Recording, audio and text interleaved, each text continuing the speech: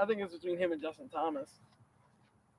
Yeah, Justin Thomas playing good, no doubt. So good. All right, what's up, guys? Welcome back, Rapid Fire Golf, episode 11, I believe. Back here with Zach Uhas at the Bethlehem Golf Club. No, you're out of here. Come on now. And so Rapid Fire Golf, for those of you who have, this video just went quickly downhill. Video just went viral. Those of you who have not been here before Rapid Fire Golf, you can post up your questions. I will try and answer them rapidly. I'm going to make it a thing. Tim Wolak just commented, get Zach out of there. I'm going to try and get through all the questions this time. The past 2 days I haven't gotten through everything, so I'm going to try and go a little bit faster. The back is better. We're feeling good. The weather's nice. So post up your questions if you have them. I will answer them. I'm going to work through a little bit faster. Hope everyone's doing well, safe, healthy, playing good golf, enjoying golf. So post them up, and then I'll work through. Maybe I'll hit one until we get ready to go. Do my weekly practice. Iceman in there right off the bat.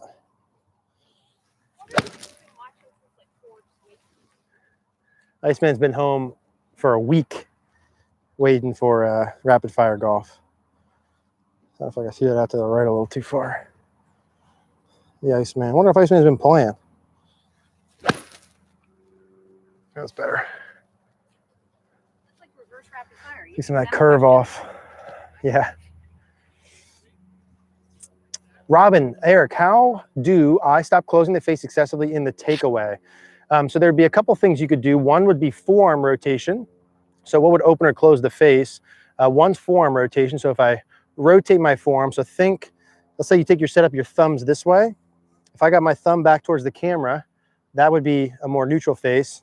If my thumb stayed this way, that would keep the face more closed. So if I add some pronation, a little bit of arm rotation, lead wrist conditions. So when you work back, the more bowed my wrist is, the more the face is closed. The more cupped it is, the more the face would be open. Or you could change grip. So if your grip is super duper strong and you're already kind of cupping it here and it's still too closed, you could neutralize your grip. So if it's closed in the takeaway, I would look at grip. Look at that glove. Grip. Number one. I would look at wrist conditions, number two. And then I would look at forearm rotation. I got thrown off by the glove. Looks like I practice. So I'm out there. Yeesh. Okay. Tim Wolak. Mary's so embarrassed back there by my glove. Can getting your hands deeper in your swing, you know what I mean, help shallow out the club, or are the two not related? I would say, Tim, the two are related. If you look at the hands during the backswing, the path they take, ideally hands start over your toes at setup. Mary said get to the tee. Hands over the toes. They stay over the toes. They go through the pec bicep, and then they're over the shoulder. The more, let's say, deeper the arms are, the more space I have to swing from the inside would be like the layman, the 101 simple version. If I swing the club way up here like this, most golfers come too far out, right? If the arms are up, I'm not talking about the shaft, because you can get the shaft vertical and whip it this way. But if the hands go up, especially with no turn, usually over the top, hands deeper, even if they come out a little bit, easier to swing from the inside, for sure correlated. The biggest thing in terms of the arms in, like the arms should come in from body rotation. So like as I stand here like this, my hands should come in from turn, right? Then there's going to be some lift to it. But if they're not deep enough, then you have to feel the arms deeper for sure. So yes, Darren, how does breathing affect your swing? I tend to hold my breath. Yeah, I think breathing is a big part, especially in your pre-shot routine, and being present. Like one thing I found for myself and the players I work with is the more present they are in the moment, typically the better the performance. The less present, the worse the performance. So present would be like, what's not present is driving your car, looking at a road, thinking about work, thinking about what I'm going to eat, thinking about whatever. That's like not present. Present would be I'm standing over the ball, behind the ball. I am seeing the clouds in the sky, the color of the sky, the trees. I'm looking at the wind and the leaves blowing. I see specks of grass on the ground. I hear the wind. I hear Mary with the camera. I feel my feet on the floor. I feel my shirt on me. Like the more senses I can get in tune, the better. I'd say that's important along with your breathing. And then a lot of players I've worked with have thought about their breathing as a way to not think about swing stuff or anything else. So you can go in 1, 2, 3, 4, 5, 6, out 1, 2. So as I'm doing my pre-shot routine, there was a while where I played where I was thinking about my breathing. I'd be behind the ball, do my 2 practice swings, 1, 2, back to the ball, and then I visualize my ball flight. Now I'm breathing in 1, 2, 3, 4, 5, out 1, 2, 3, 4, 5. When I got to the out 5 part, I would hit. That was my routine for a little while. So yeah, I think breathing, probably not holding your breath. You know what I mean? Would be the play. It's funny, like when we used to play, when I used to play with my dad and some of his friends, they would always like, as like a joke to mess you up, be like, hey, do you breathe in during your backswing or breathe out? Like to try and like mess you up and think about it. But if you're using the right way, I think about breathing can be good. What swing fall do you consider being the hardest for amateur golfers to fix? I would say early extension is a tougher one to fix because your body's early extending to fix something earlier. So usually things that are harder to fix aren't in and of themselves like the reason you do it. So like a flip motion, for example, like if you have too big of a flip, usually people flip because the club face is too open or the shaft is too steep and you're correcting it. So your brain has like motivation to do the flip. Same thing with early extension. Usually with early extension, you might be hips too far back at setup, hips might work too far on the way back, shaft steep, face is open. Those are like the big 4. So your early extending actually works to shallow the shaft, which if you have a steep shaft, works. It's a good thing. So it's hard to tell your brain to fix something when it's working, right? So your brain wants to make things easy and work well. So I would say things like that, early extension, flip, you can, and here's the difference, right? I can fix anything and make it look good for like a video on Instagram, you know, like give you a drill, slow the speed down, do it, and it looks great. You're the best coach in the world. I'm talking about fix it like you're on the course, full speed, weird lie, 150 into the wind, you're on the 7th hole, you're playing for money, do you really extend or not? That's what I'm talking about. It's not hard to fix something on a range, but playing golf, it becoming your normal, that's time. And I would say those would be the hardest. The things that are easiest to fix are the root cause things. So if your club face is too open, that's easy to fix. You could directly fix that, change the ball flight, right? Stuff like that. Swinging too far inside out, easy. Over the top, easy. But things that are related to something earlier, not as easy. In terms of applying on the course, right? I can fix early extension on the range like this. I'm talking on the golf course. Let's see. I want to hit a low shot out of the trees. I always climbs too high. Any tips? Yeah. So the height of your ball is going to be primarily dictated by 2 things. Mainly, one's the loft. So if you want to hit the ball lower, you need less loft. How would you have less loft? You could take less club. So a 4-iron to punch would have less loft than an 8-iron that I have in my hands, right? So you could do a 4-iron, less loft. I would have less loft by leaning the handle more forward. So if I took my handle here and I have my hands here, that's de-lofting it.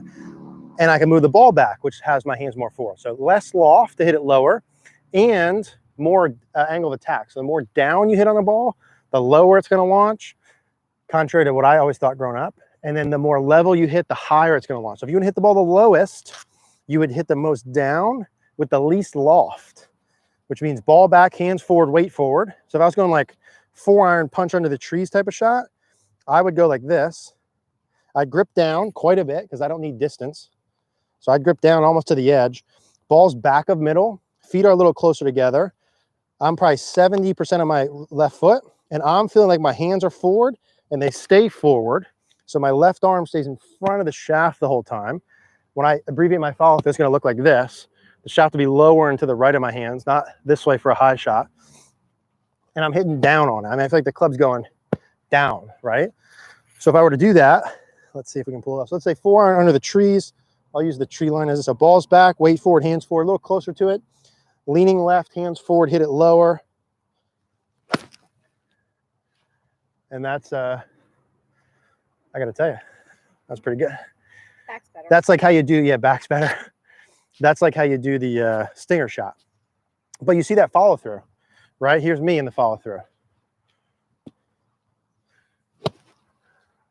See that? Club head doesn't get above my hands. Low shot. Club head above my hands. Rehinge high shot. Low shot. So that left arm is in front of, that was terrible, in front of the shaft. That's how you hit a low shot. That used to be what I used to do with my 3-iron off the tee. A little low punch bullet draw 3-iron when I couldn't hit a fairway. All right, go faster, Eric. Set a stick at 4 o'clock. Helps you hit from inside. Can you show that? Yes. So one of the things you guys should be doing, and gals, is for swing direction, especially if you're over the top. You know, it's like when we film these YouTube videos, Mary and I talk, like the in-person lessons I've done for the past decade or so, and now over the past like 3 years with, or 2, 3 years, whatever, Cogorno Golf, see the same issues all the time, right? We're talking today about the hip motion. See a ton of. Swing direction's a big one. I mean, I give these drills all the time. They work great if you work them. So there's 2 ways to do this. One is to have the stick on the ground. And this is in the biggest mistake amateur golfers make video. And best draw I've ever seen, which was the first best draw I've ever seen. And then I think there was some after that, but that was our first YouTube title. So this club, here's me, 12 o'clock, 3 o'clock, 4 o'clock. So this is one that I saw from George Gankis. I'm sure it's been around for a million years. That's where I saw it, 4 o'clock. So what I'm feeling when I go back is my arm feels it stays in about on that 4 o'clock angle. It's a little exaggerated, but my hands are still in line with my pec. And then the shaft goes over that. Now that club's way too far inside, but guess what? If you're normally 2 inches over the top, you got to feel a mile inside so that when you swing, it looks normal, right? You got to exaggerate so big for it to look normal in the beginning. So that's what this is if you're over the top. So this is what this would look like. And then you go a step farther, right? If you really want to do it, and put the stick behind you angled down and do them together. I mean, to be quite honest, we could do a video a week on this, you know, and it wouldn't be enough. Like this is something that's just such a big issue with swing direction, mostly because people don't get the backswing right and the indoor the face is open. But let's say this is my downswing. I haven't done this in a while. Let's see if I can pull it off. So let's say when I take my setup, I'm going to put the stick in now and swing underneath it. So if I take my setup and I put this in, this can serve as another guideline for where the shaft is. I'd put the club about down my toe line, and then the stick's about an inch in front of it. So I'm going to feel like the shaft, is all over the 4 o'clock, but swing it underneath this. And then of course, it's got to feel like it throws out to the right. If you're over the top, you're too narrow and left, you got to feel like it throws to the right. Your arm's getting farther from your body, stretching your arms out. And I would learn how to punch shots first underneath this. You should probably feel like your arms and club are more in on the downswing. And now for me, I'm already inside. So that's like exaggerated, but that's what I want. If you can get to the point where you hit pushes and hooks, I mean, you should be able to shoot, you know, break 80 for sure. And then if you have too much of this, you do the opposite. But again, here, sticks there, club down the toe line, got about an inch or two in terms of height over the 4 o'clock, feeling the arm more in, club more in, and just starting short and then slowly building up. And so if you have any sort of over the top, that will fix it every single time if you do the drill right. So if you're currently on here and you swing over the top and you haven't been able to fix it, and you tried that, either you didn't set it up right or you didn't do it long enough, because that will fix it. I'm like out of breath. All right, that was not a fast answer. Time for a new glove. I know, very, very past time for a new glove. Hey, Eric, developed a tendency lately to push all my wedges to the right. Hit a draw with all my other clubs. Any idea why this is the case? Cody, I would start with the basics first. Make sure the ball's not too far back and make sure you're aimed correctly. So what I would do is set a couple sticks up, put a ball in here. I would put a lot of the magic here, and gals, a lot of the magic is in the basics first.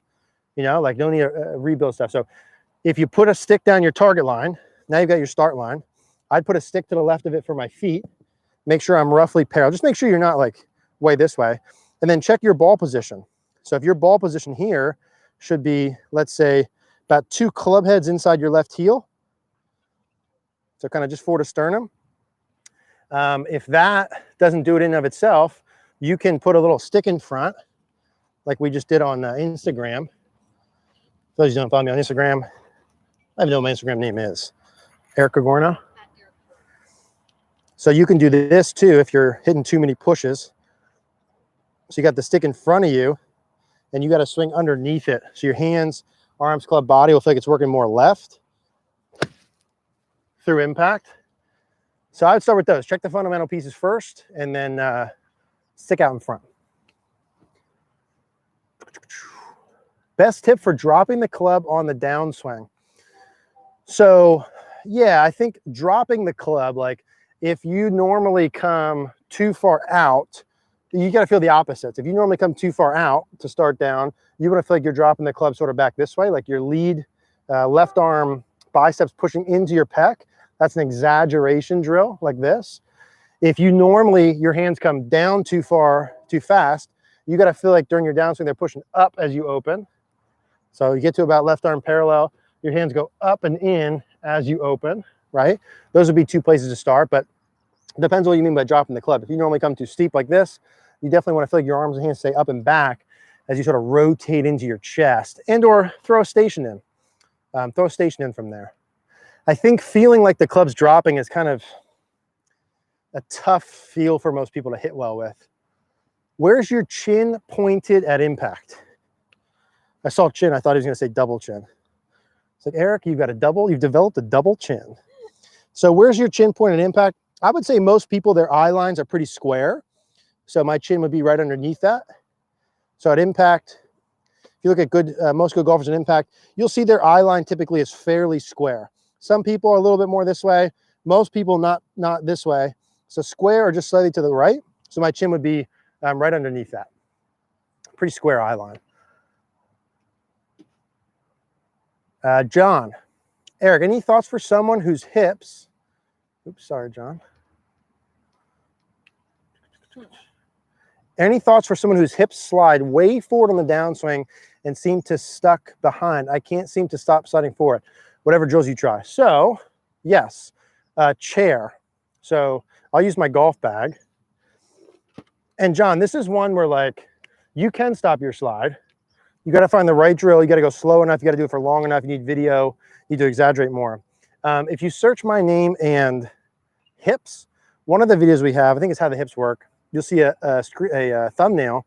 It's a chair behind my hip and a chair in front of my hip. Or search my name and slide, and I'll have some of this, an older version. But what you want to do is you take your setup, and on the outside part of your pinky toe, so kind of like right here, you'd put a wall. So this would be a chair, theoretically. So you've got about a fist between the left hip and the chair. On the way down, you need to get your belt buckle to the chair, not your hip. So the goal isn't to turn back this way. You might feel like that.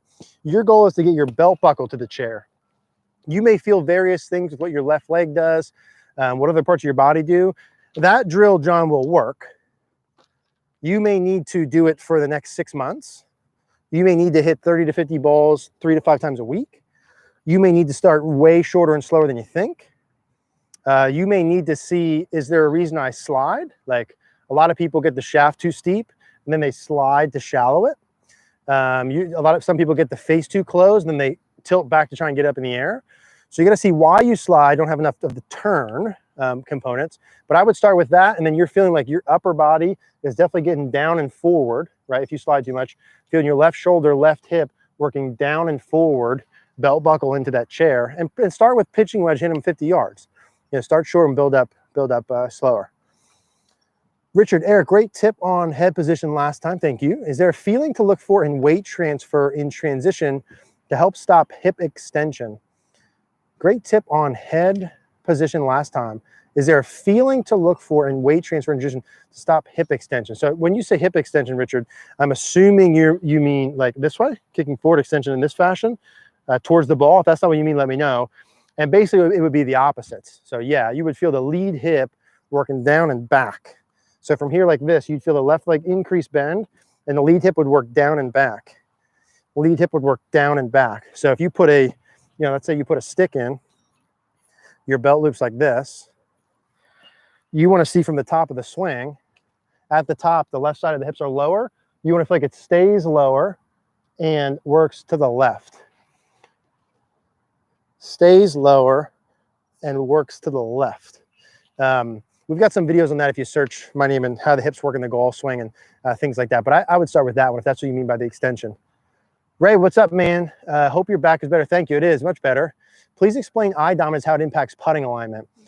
Yeah, so this is, I think, up for debate still.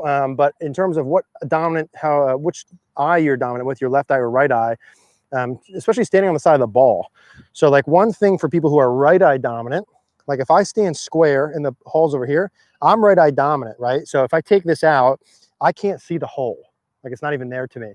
Right eye dominant players, a lot of times you'll see stance lines a little more open or open their body lines. You might see the ball position a little bit more forward. Think of like a Jack Nicklaus or a head tilt to be able to kind of see where they're going. If you're left eye dominant and I close my right eye, I can still see the hole and where I'm going. And so I would say the biggest thing would be find where you feel comfortable based on your eye dominance, where you feel comfortable seeing your start line. I think a great way to train that would be a chalk line on the ground, string line over the ball, ruler, some kind of straight line between your golf ball and the hole. Say it was like this. And figure out where you set up, how close, how far. Forget the rules. Like you don't have to get the ball right underneath your eye. You don't have to set up, like figure out what works best for you, where you can get the ball started over that line and play around with different pieces there. Because there's like rules for that, but then what works is a little bit of trial and error. Let's see, Jamie, how do you keep from hitting short wedges fat and soft conditions? Yeah, it's really difficult is the answer. And it's likely going to happen sometimes. Even the best players in the world, if you get super soft conditions, are going to hit fat. Part of the issue is it's hard to use the bounce. Certainly if it's soft and you're using leading edge and you get the club head hitting at all behind the ball, it's going to dig too much. And so you have to be really, really, really precise with low point and where the club strikes the ball on the ground. So if you're going to go more leading edge ball back, this style, that's riskier. You have to just be super precise with it. I would probably recommend if you're going to go ball back, hands forward, to get your club path a little bit more kind of inside out like a draw. So it's a little more shallow. So soft grass, you're kind of picking it. So you notice how when I did that, my bottom edge of the club, like I hit the ball here on purpose. So there was no ground interaction. So you kind of have to do like a professional thin shot. So you're feeling the club working more from inside to the right, trying to basically pick the ball off of it. See, like there too. So the more you swing to the right or from inside draw pattern wise, the less ground action you're going to have. The more you swing over the top, the more you're going to take divot. Like if you're someone who never takes a divot and you have issues with that, I would say, okay, you're likely too far inside. You got to feel more across it. Like if I feel outside and across, I'm almost always going to have more ground interaction. But if I can feel more inside and to the right, more kind of draw pattern, much less ground interaction. So I would start there. Swing plane. Jim. Yes, back feeling better. Thank you, sir. I know. Stretching. I might have to get my nerves. What is it? Heated? What did he do with his back? Ablation. Ablation, I was told. Burn your nerves.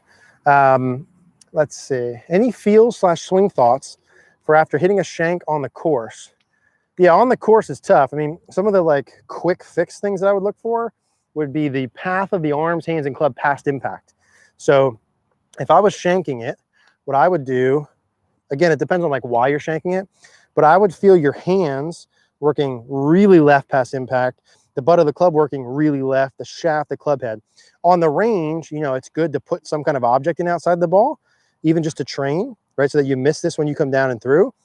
But really what you're looking to do is hands working way left, grip way left, shaft, club head, all that's working way left around you, just when you're hitting little punch shots. And I would kind of purposely try and play like a little like low bullet cut shot and make sure I'm not throwing my arms, hands, and club too far to the right. Could be setup based, could be other things, but I would start with that there. Let's see. How much do you shallow the club without coming too much from inside? Or how do you shallow the club? Yeah, so I think the first thing is like if you're over the top, you want to get to the point where you're over shallow. Like that would be a nice new problem. It's like if you hit a slice, you want to learn how to hook it. Not hit it straight, hook it, right? Overdo it. So I would encourage you to work to get too shallow. If you're too shallow, again, I don't know, Nicholas, where you are now in terms of your scores, but players that are too shallow that I've ever seen, certainly all break 80, you know, shooting close to par, hit it far, high, draw. So it'd be a good thing. How you avoid getting overly shallow, I would say step one would be making sure you have enough body rotation. So the more and more you get the club head behind you, the more and more you have to turn to get it back in front of you. You want to make sure as the club head shallows, you're not tilting too much, right? So lead shoulder, lead hip, work more down and around, and you rotate enough. So I'd look at your body motions And then if you do over shallow, that's no big deal. You can just put something in your way to get the club back on plane, like any kind of plane station, right? So you can start with a bucket between your feet and the ball. So something just underneath the shaft angle you start with to get a sensation of what it feels like to get the club head back in front. If you're overly shallow, or you can actually put a stick through and build a station to do the same thing. But again, I would say like that's a good problem. If you're working on shallowing the club, if you're working, let's say with the coach, they said, hey, you need to shallow it more. Don't be fearful of getting over shallow. Like I would say, get to that point and then learn how to find middle. Let's see. Yeah, Dennis, I know it's a lost cause at this point. Eric, what's up, man? What's causing the vast majority of my pitches to green from 20 to 40 yards to hit the green and roll forward past the flag? Any drills you'd recommend? So sounds like, Larry, you're not getting enough spin. So the first thing I'd check would be A, do you have a premium wedge? So we went and talked with Andrew Rice about this, and I've listened to many presentations on how to get more spin. Overwhelmingly, the biggest variables are equipment. So do you have a premium wedge? Are your grooves clean? Is there stuff in between them? Is your golf ball premium? And are the course conditions premium? Let's assume all that's in play. Then I would look at strike. So where do you hit the ball on the club? Are you hitting it solid? And are you hitting it a little bit towards the bottom part of the grooves? So if you can hit it a couple grooves low with your wedges, it'll spin more. Higher on the club's gonna spin less. And so I would look at those pieces. Larry, I need to see a video to see if there's any like overwhelming technical things. But I would make sure that I would do the club stuff first. Like the people on TV who like spin back a wedge from 50 yards, sure, that's good technique, but that's club, course conditions, golf ball. Like my Muni course over here, I could bring Tiger Woods spinning back that 50-yard shot. He can spin a 50-yard shot back over here at Muni, not unless it's super soaked and wet. Like that's a lot of what they're playing with in the golf course, not as much techniques. You got to keep that in mind. I used to go play, I'd play Muni, in the morning when I worked here at the course. My balls would hit on the green, bounce way over, no spin. I'd go play Saucon Country Club when I was at a school in the afternoon. The same shot would spin back 10 feet. Course conditions were dramatically different. Same me. So you got to factor in a couple of those things. Can you go through a couple posture checkpoints? Yes. Yes, I can. So I would say, let's say we're looking like kind of 8-iron-ish. A couple of things you're looking for at your setup. When you take your setup position, pressure in your feet should be just forward of middle. So let's call it balls of feet or kind of ends of shoelaces. Kneecaps should be bent about over the end of your shoelaces. Armpits should be basically over your shoelaces. So that would be kind of a stock setup position. So my pressure in my feet is just forward of middle. My knees are bent about the same spot. My armpits are about the same spot. My arms, when I take my setup, should hang basically straight over my toe line. This would be about normal, right? This is too much knee bend out over my toes. This is not enough over the middle of my foot. That's over the balls of the feet. I'm going to have my armpits over the balls of the feet, my kneecap same line. Hands hang down the toe line. That'd be pretty normal. If you drew a line up my butt and up my back, that'd be like 140 to 150 degrees. So this is 180. So I'm bent over. Let's just call it 30 degrees. This would be 90. That's too far. So about there like that. So those would be some stock setup positions that I would start with. I would prefer the majority of golfers, especially who struggle with over the top, right, to try and get the trail arm. So here's my arm straight. Here's my right arm bent a little. Notice when I bend my right arm, you can see my left arm. See that there? So I'd prefer the right arm to be a little softer and more under. So there's a little space there. That's going to help with some of our draw pattern pieces. The butt of the club, in terms of the angle the club is on, should be roughly in line with your belt buckle. So that would be like a good checkpoint. So here would be the angle of the club should be basically on my belt line. This is in my stomach, too high. This is below my belt line, too low. That's about normal. We did a video on PGA checkpoints or something for the perfect backswing. If you search my name in PGA checkpoints, and the setup checkpoints were in there as well. What would you recommend, strengthening or weakening your grip, or should you always try and use a neutral one? Yeah, I don't think the answer is the same for everyone. I would lean, say, the worse you hit it, the more I'd lean towards strong grip. The better the ball striker, the more option they have. So like if someone comes in, their grip's weak and they already hit, like Matthew Wolff has a weak grip. he'd beat all of us here. I'm not changing his grip.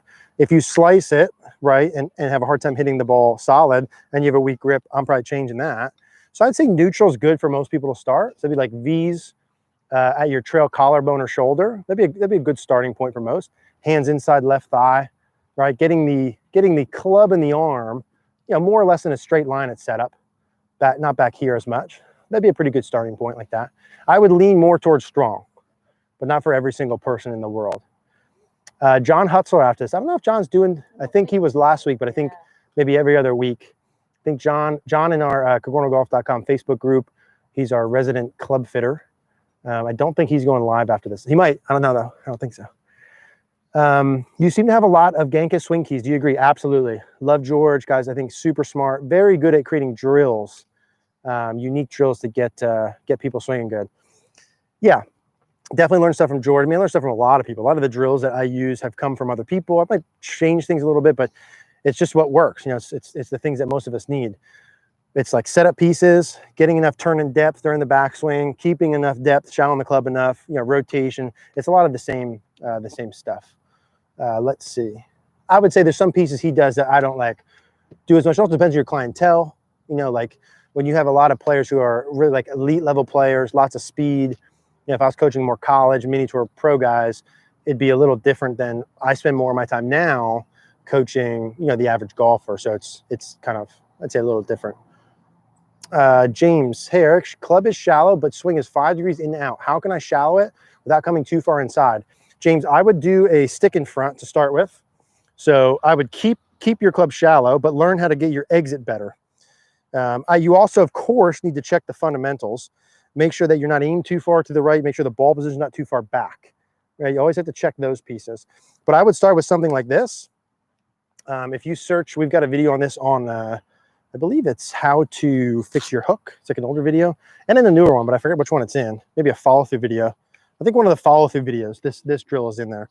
But essentially, if you're passed too far to the right, even if it's a little overly shallow, one option is to put this here. I'd start with the follow-through because it's the most important part of your swing, we said.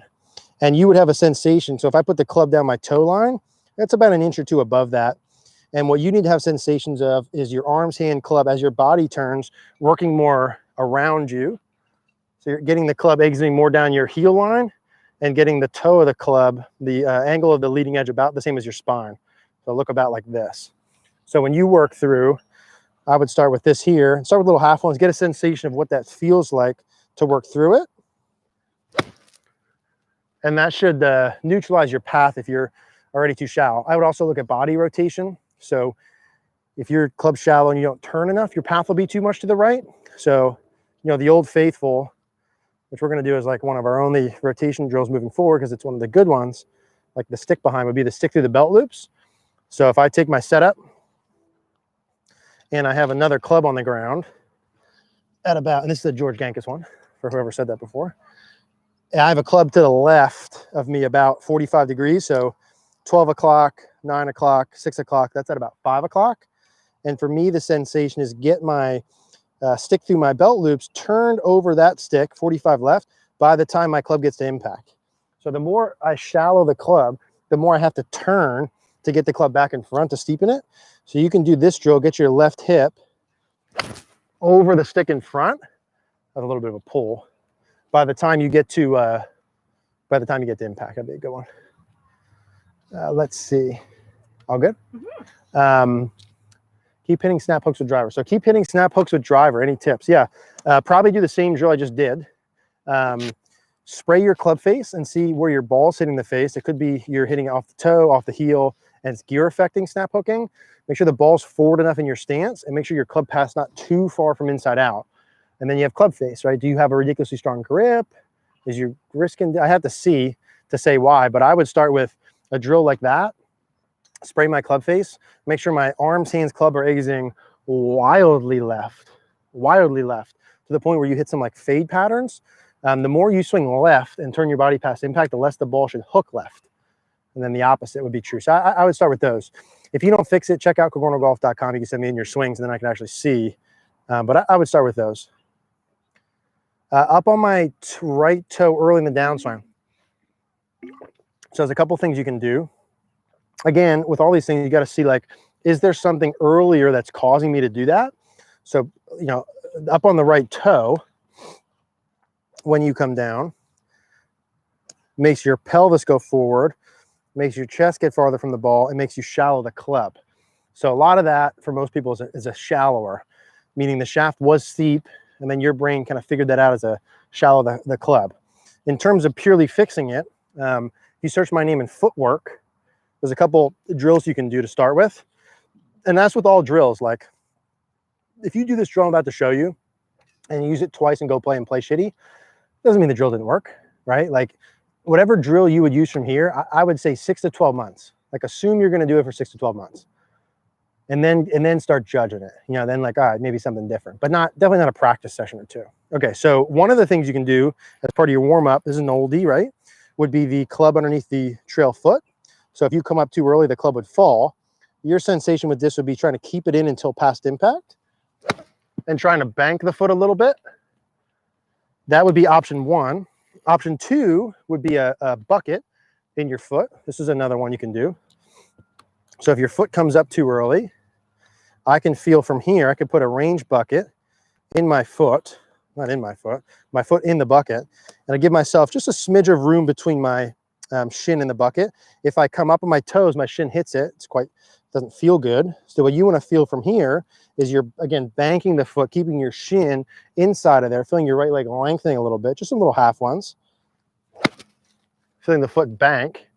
That's another one you can do. So I would start with those. I'd say if you do one of those two, you can also put the stick in front. You know, so if you watch that video, you'll see, but you can also put the stick in front of your leg, which would go like this. And then you have to not hit it with your leg. So watch that footwork video and you will see those. Let's see. Should be a low shot, then your club face must be open. Okay, someone else.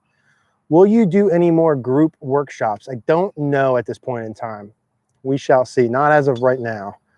I've never had any real height to irons. It's been identified that I de-loft too much at impact.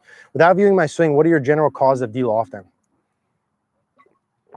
Ball too far back, angle of attack too far down, too strong of a grip. These are all, could be together or separate. Could be too bowed of a lead wrist. Handle too far forward. If it's the handle too far forward part, you should be shooting like under par. If it's the ball too far back, angle of attack, you could shoot anything. And then the face being too close. So like, if the club's de-lofted too much, you know, right? The shaft's too far forward at impact. That's like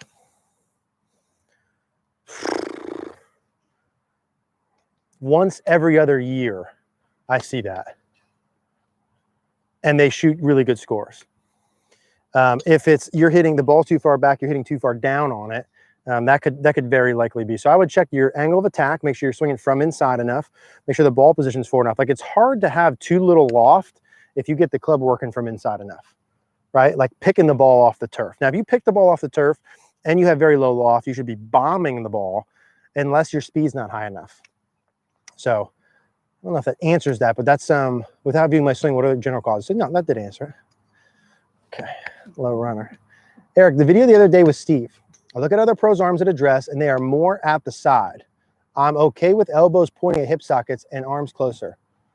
I'm okay with elbows pointing at hip sockets and closer arms. Yeah, that's fine. Listen, there's not like, if you go up and down the top 500 players in the world, certainly not every single one of them are going to have their hands exactly where I suggest, nor the arms exactly where I suggest, nor the ball position, nor the XYZ.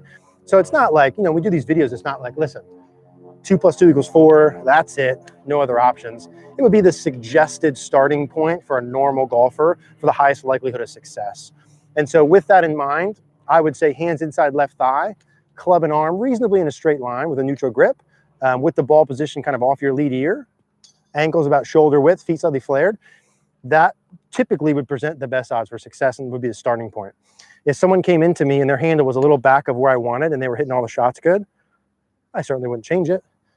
But that's just something to look for. I would say the greater majority of golfers who struggle aren't anywhere near that and could use it. But there's some margin of error, like anything. Thanks. I was not hitting down. I was swinging level or low. I'm not sure which that was for. John, having trouble finding the slot and coming over the top. Go back earlier in this video where I put the stick on the ground and the stick through the bucket, and rewatch that. Probably happened about 20 or 30 minutes ago. Watch the biggest mistake amateur golfers make, the best drill I've ever seen. Boom. Tom, hey Eric, if you open some more one-on-one shots. Reading like I'm in kindergarten. Eric, if you open some more one-on-one shots, give you a new glove. That is not a deal, unfortunately. We can renegotiate that. That is one hell of a glove. Let's see here. Okay, Felipe, when trying to eliminate one side, how much curve is too much and how much is good? Go 30 yards right and come back 25 to 40 left is good or too much? Which number should I aim for? 20 handicap. My general philosophy on this that I've seen to work is learn to create a curve. It's better to have too much of a curve if it's one direction the whole time than not knowing where it's going. Meaning, I would rather draw every ball 25 yards than draw ball 1 20 yards, push ball 2 5 yards, cut ball 3, draw ball 4, draw ball 5, straight ball 6, and have no idea how to play. I can manage a one-way curve even if it's too big of a curve. So I would suggest create the curve even if it's too much. I slung hooks and played good golf for a long time. Beat Oscar many a times back in the day. He's not listening. But big curve, right? And then you learn how to bring it in. So, but if you never learn how to hit the hook, you can't learn how to bring the hook down, right? And that's why, like, we a lot of times will generally teach someone, like, learn how to hit the hook. Now, we might go back to a fade. You might play better with a fade. There's great players who play a fade, but like they could hit a hook. You know what I'm saying? Like learning how to hit there. So big curve, then bring it in. What's a good size? You know, under 5 yards, 15 feet or less of curve would be pretty good. My natural shot was a fade. Once I learned to hit a draw, I have forgotten how to hit a fade. I simply cannot do it. Help. Yeah, I'd say you don't need to. You don't need to hit a fade. It's okay to hit a draw. You can ride a draw to the Hall of Fame. If you wanted to hit a fade, I've said it to C. I would assume your club pattern's much more from inside now, and your club face is much more closed. You have to change one of those variables. Which one, don't know. I have to see. You can move the ball more forward, get the swing direction more from outside and across. Like that little stick draw I did before with the stick in front of you, and you got to swing underneath it. If you set that up hard enough, you will fade the ball. Now, you might need to feel the club face points up towards the sky, points behind you. The club swings wildly left past impact. Like it might need to be exaggerated, but you can certainly do it. We did a video called Impact and Follow Through Feels that talked about this. I would watch that and do the fade versions of it. And you might need to exaggerate. Like ball one, like there might not be a simple thing or easy, I guess. You might need to feel like the club exits this far low left and the club face feels this far up towards the sky to hit the fade in the beginning, and that's okay. Marvin, does the right shoulder aim at the ball in the downswing? Yes, so the right shoulder is going to move down, forward, and around. So from here like this, my right shoulder, if you kind of track the line, is going to kind of move down towards the ground and in towards the ball here. So I'm rotating, I'm right side bending. That's more or less what's happening. It goes down because of my right side bend.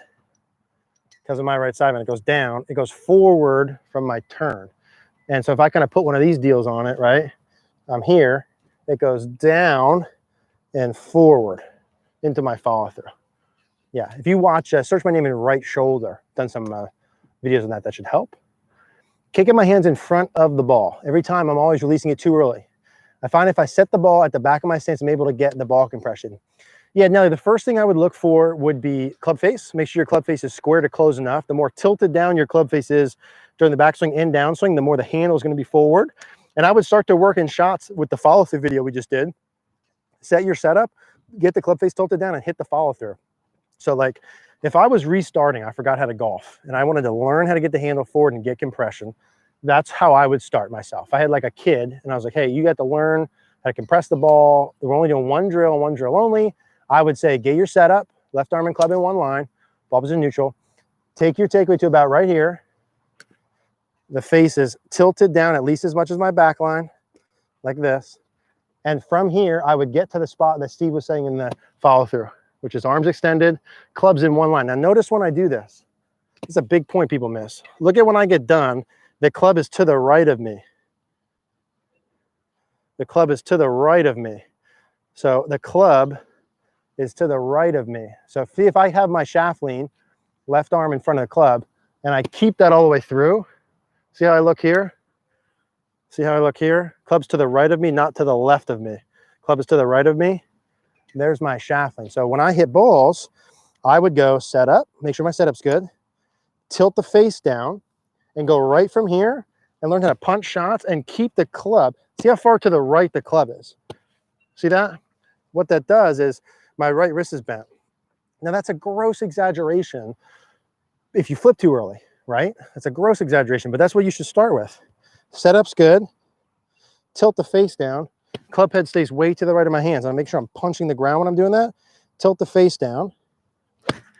Keep the club head to the right. So if I hit that back here, right?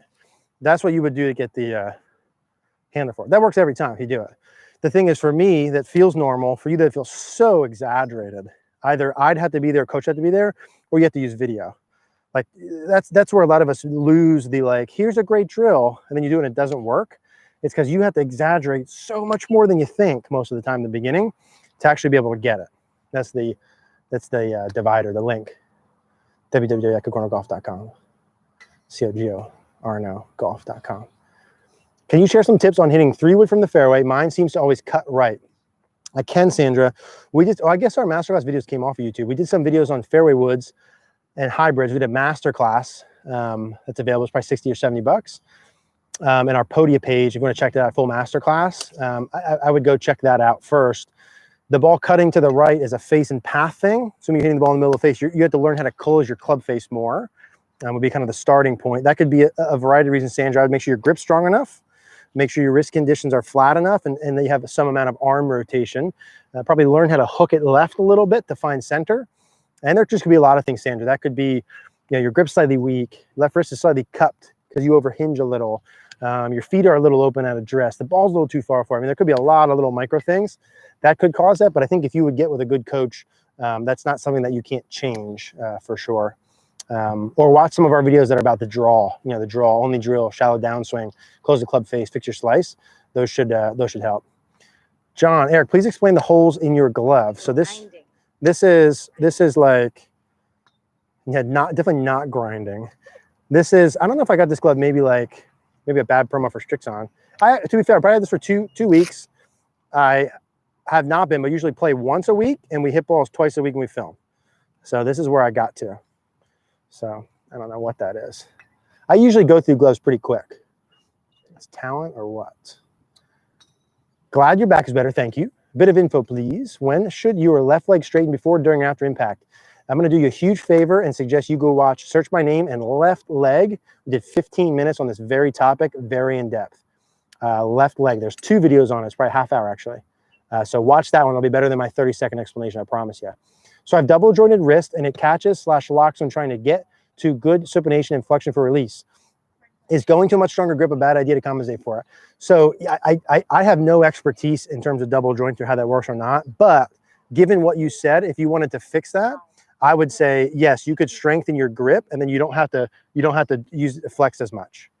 So you could strengthen your lead wrist like this. So if you strengthen your grip, turn it more like this, then you don't have to supinate or bow as much. So it can be cupped and the face is still square. So the answer is yes to that. If you search my name in grip /release, grip wrists, we did some more videos on how that works.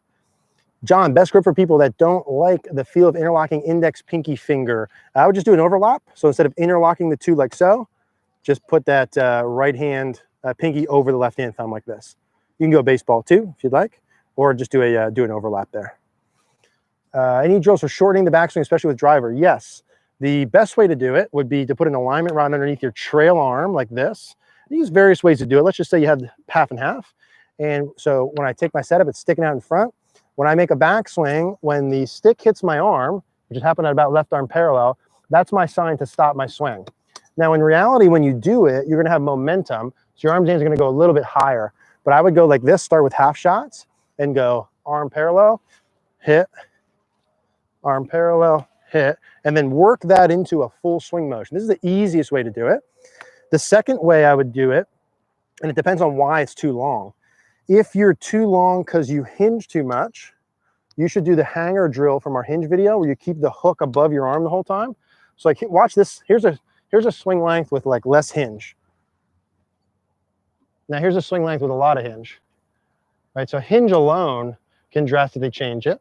So if you're too long because you hinge too much, do the hanger drill, keep the hook. I don't have a hanger.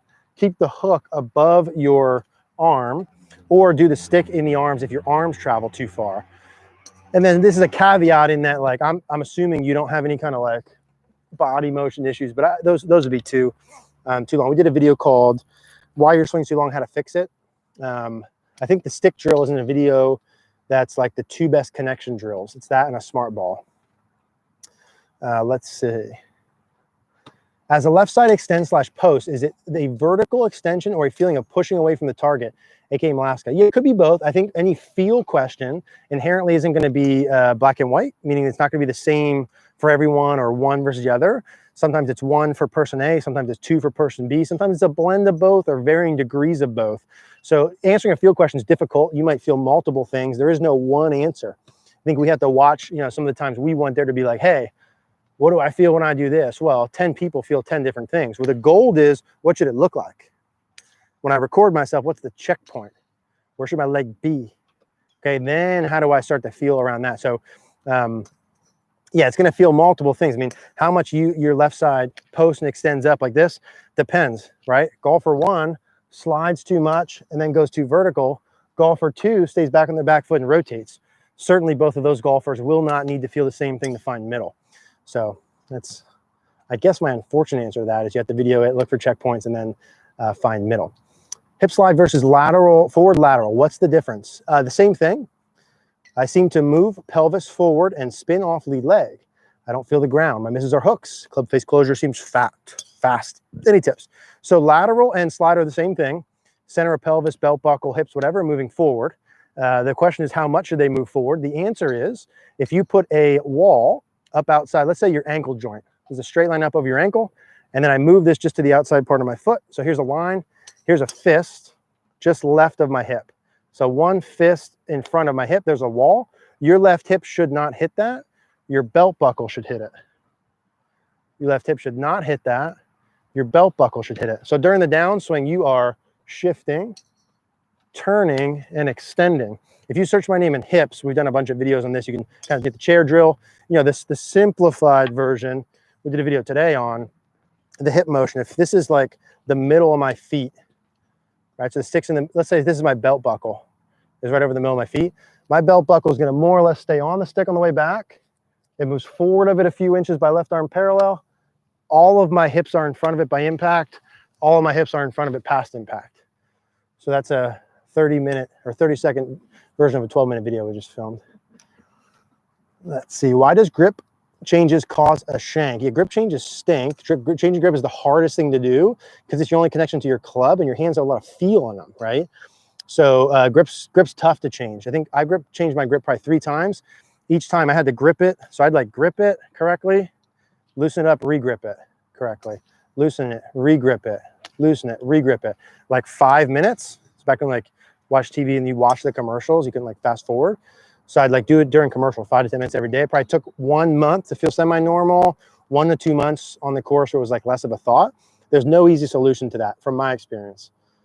Just difficult. Ben, what do you think about ultra shallowing like Wilfred J? Yeah, I think it's good. I mean, listen, everyone on here, we would take any of their golf swings and trade tomorrow and hit the ball like that. I think for most of us, it's like, what's the easiest, highest percentage way of getting from point A to point B with success? And the more that you get off that plane you start with, I'd say the odds of success decrease. Now, of course, good athlete, good eye-hand coordination, you make it work. If you were going to get off the plane, getting over it with the shaft, not the hands, getting over it with the shaft and under it with the shaft would be better than under it and over it, not the hands with the shaft. So up and down the same plane is probably the easiest. Over it, under it, also good. Under it, over it, probably not suggested. How to get rid of chicken wing at impact. You got to see why you're doing it. Likely, a lot of people, the face is too open, so you're trying to square it. The shaft is too steep, so you're trying to shallow it. And or you have absolutely no body rotation. I would start with the follow through is the most important part of your swing video. Steven, I just did and literally follow the protocol to a T. So like, yeah, that's another thing with the drills that a lot of us don't do. We posted something in our Cogorno Golf group, fourth plug of the day, of like practice, how to structure practice. And basically the feedback was you should go in levels. Like level 1 to a swing change is hip high to hip high at like 20% speed. That looks like this. This would be swing 1. So here's my swing 1. That ball went 45 yards. I'd say a grand total of 0 people on here do that when they start practicing, okay? So that would be level 1. And when you can produce a movement, hip high at 20% speed, you go 3/4 swing, still 20% speed. That would look like this. Sorry, I'm gonna miss some questions, but this is probably more valuable. So I'm still at 20% speed. That ball went 80 yards. When you can do that in a movement, we might be 2 weeks into a change at this point, by the way, not 2 swings, it might be 2 weeks. When you can do that 20% speed here, you go full swing, 20% speed. That might take a month. And then you go back down hip high, 50% speed, level 4, 3/4, 50% speed, and work your way up like that. What we do on here, for being honest, full speed, full swing, 1 ball test. If it works, I keep doing it. If it doesn't, I don't. And that's why we go like this. Right? The people who do the drills the right way go like this. Right? But they get better like that. So it's much more discipline of practice once you get the what part. Anyway. Okay. How do you get any coincidence why the long? So anyway, Crawford, I got off task there, but I would do that follow through drill at 20% speed until you master that. That might take a month. And then you up the swing leg, up the swing leg, up the swing leg, etc. Any coincidence why the longest guys are super shallow? No. Virgil, can you talk about and or suggest any recorded drills on how the leg should work in regard to distance? My leg action is lacking sometimes. I would do my best to go fast for the next 3 minutes. If you search my name and search legs distance or leg speed, there's probably 3 or 4 videos. One of them talks about increasing the flex in transition. So from the top, if you wanted more speed, you would bend your legs the most. Your belt buckle would go down the most. Your stomach, belt buckle, rib cage would turn the most. You would bend your legs the most. You would go down the most, and you would rotate the most for the most amount of speed. Search my name in like hips, legs, speed, distance. You should see a couple of them. Leg move for more distance. You know, YouTube titles. Yeah, power. Ben, it also seems like some of those super shallow guys love to cut. The ball seems counter. Yeah, so super shallow definitely puts you in a position to be able to do what we just did. Go down hard, turn hard. The more the club gets behind you, if the ball's sitting over there, what do you have to do? I have to turn to get the club to the ball, right? So getting the club more behind you, like the longest drivers, I've seen that are good players. Usually, if you draw a line on the shaft of the club head, the club head is the most behind them to start down, more so than the average golfers. Now, listen, are there long drive guys who get steep like this? Of course there are. But across the board, club head more behind you would be more distance. You can use the going into the ground turning pieces. Now, why they cut it, imagine if you swing 125 miles an hour, the club's behind you. What's the one shot you don't want to see in tournament golf? A hook. I don't want a ball that hooks left when I'm playing a tournament. So if I've got all that speed, I can kick my swing direction more left, cut it, and know that it's much more playable in terms of your miss.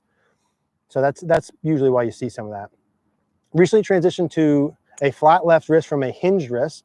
I'm getting used to the new wrist conditions, but I don't seem to have the flexibility to get the club farther back. Yeah, so that's inherently going to happen, and I like that for most people. A lot of us don't realize that hinge, the more I hinge, makes me cut more. So a lot of people at the top have a cupped left wrist, but it's really because they hinge too much. If I took the hinge out, watch what happens to my wrist. Now all of a sudden it's flat. The club's right on plane. Here's me adding hinge. So a lot of people, I would train, put the hanger on from our wrist video, hook's above your arm. Keep the hook above your arm forever. Don't hinge it ever. Now, here's me unhinged. Here's me hinged. So like if you take hinge out, your swing's gonna be shorter. There's nothing to do about that. Like that's what you'd be looking for. You know, like a John Rahm, super unhinged sort of swing. Shoot in the low 70s, low 80s, but always lift my head on the backswing. Early extend the downswing, so my head goes up even more. Any drills? Yes. We did a video. What you'll see is there's gonna be a noodle in the thumbnail. The noodle's on my head. I think it's called the only drill that's good for all golfers. So you're gonna put like your head on a wall. If your head goes up, listen, the fixes are always the opposite of what you're currently doing and exaggerate. So if your head, let's say your head goes up 2 inches, you need to feel like it goes down. Now how it's gonna go down is through side bend. That's like your left shoulder getting closer to your left hip as you turn. Like you're doing an oblique crunch on your left side. That's how you go down. So you don't go down by bending your legs, right, or forward bending. What you're doing is left side bending more. So your left shoulder goes more down towards your left foot and exaggerated. But if you put a wall or noodle on the front of your head, that would be the same thing. All right, we reached our, I'm gonna try and do 3 more and then didn't get to all of them again. Okay, super rapid fire. What green reading techniques would you recommend? Aim point, plumb bob, hope you beat the rain. Definitely not plumb bob. I've never seen anyone explain to me plumb bob that had any sort of like reality behind it. But I'm willing to change my mind on aim point for sure. How long do you like to keep the left bicep attached to the chest during the chest coming back down? Makes sense? Until about left arm parallel during the downswing. Shanking my chips, hands, arms, club more left past impact. What should a busy female player do to keep them out of the way? Oh, busty, busy, hey-o. I would say more body rotation, right? So even if you have your arms more on the side of your body instead of like in front of you like this, more on the side of you, making sure when you work through, you turn your body enough on both sides. If you search width, search my name in width, there's a bucket drill in there that I would do to start to gain feels. Any drills to keep from shanking my chip? I think I just did that. Yeah, I'm just not good at getting through all these. I'm like not even close. Okay, drills to stop finishing with too much weight on the right side. Also, on my follow through, I finish really low. So drills off the right side would be put the club underneath the foot like before, drop it earlier. So get your shoelaces towards the target earlier. Put the stick in the middle of your feet like this. Get your hips forward and up of it sooner, right? Put the chair in front of you, push your belt buckle towards it. Those would be something. Do a Gary Player walkthrough, right? Let's see. Need me to send you a new glove? Yes. 400 Ilex Mill Road, Bethlehem, PA, 18017, Eric Cogorno. Send a bunch of them. C-O-G-O-R-N-O, Ilex Mill Road, 400, Bethlehem Golf Club.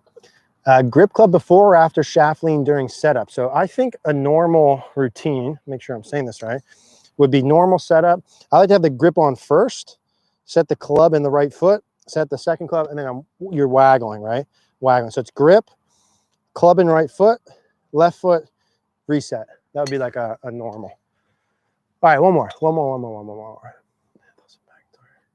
What is your thought about keeping the back to the target as long as possible, and how does it look in a real swing? Are we reposting that shoulder thing this Saturday or next Saturday? I think we had one video. One of the videos we had deleted was how the shoulders work in the swing. So we're going to repost that. It's on the repost list. So if it didn't go up already, it'll be in the next 2 weeks on a Saturday where I do a video on how the shoulder should work. That'll answer that because it's not yes, no, right? Your shoulders should go turn back 90 to the top, stay back 45 degrees by left arm parallel, and then they can go open about as much as they want. This Saturday, this video go up, turn back 90, keep them back 45, and then they can go. So it's really the first foot of the downswing where you can't just rip open your chest. It's a stock model, different ways to do it. The issue with ripping your chest open too much right away is your arms and hands are going to come too far out, which you can do, your arm down the line, but then you're going to need to right side bend a lot and turn a lot to make that work, like Dustin Johnson. For most of us, we want to keep the chest and shoulders back a little bit to keep a little bit of depth. That way we can just turn through and everything's neutral. So that's really the issue with it. Also, when you open too early, the trail arm gets too narrow for a lot of people, and then you have to fix it at the bottom. So, all right, failed here again. We didn't even get close to all the questions. I apologize, although I just scrolled down and saw Christian. Looking good, Cogorno. Thank you. What a way to end this. Next Monday, I'm going to go rapid fire and try and answer. I haven't been getting them the past couple of times, so guys, if you can get your answers like in closer to 5 o'clock. There's a high likelihood I'm going to get to them. I don't think we're going to go more than an hour. But yeah, next Monday, we'll be back here. Send gloves, Bethlehem Golf Club if you want. Just kidding, kind of medium, large men's. We'll take women's. And Mary will take some women's ones. And we'll see you guys next week. Thanks.